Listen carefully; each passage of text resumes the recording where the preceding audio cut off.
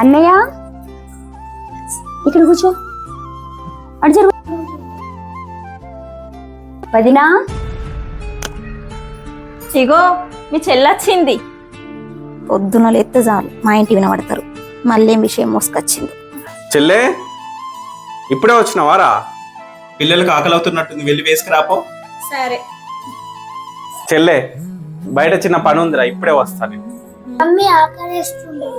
వదినా పిల్లలకి ఆకలి అవుతుందంట, అన్నం పెట్టవా? కూరగాయలకి ఎప్పటికీ ఆకలి అవుతుందట. ఇలా కూర ఎందుకు, ఇంత పచ్చడి వేద్దాం. ఛీ.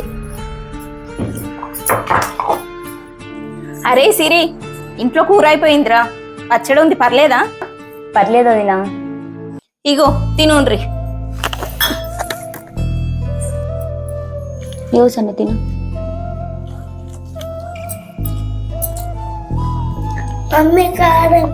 పర్లేదు నాన్న, వాటర్ తాగు.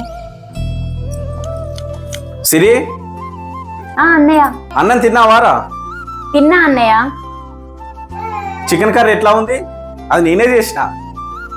బాగుంది అన్నయ్య. అన్నయ్య చెప్పురా చెల్లి. అన్నయ్య నీకు బిజినెస్ లో లాస్ వచ్చి వాళ్ళని వీళ్ళని డబ్బులు అడుగుతున్నావు, కానీ ఈ చెల్లెలుండని మర్చిపోయినావా అన్నయ్య?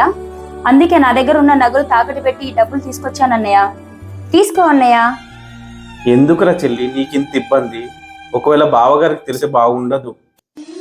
అదేం లేదన్నయ్య, బావగారిని అడిగే తీసుకొచ్చానన్నయ్య. తీసుకో.